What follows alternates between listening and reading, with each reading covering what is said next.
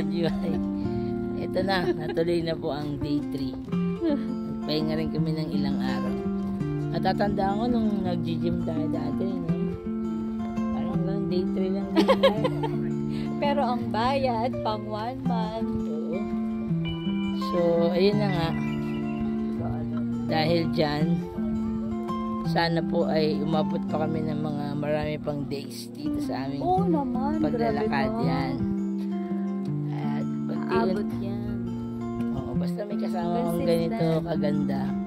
Ayos na. Kaya ko yan. Consistent lang.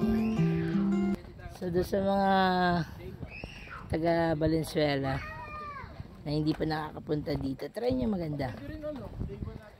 Let's go! TikTok pa more.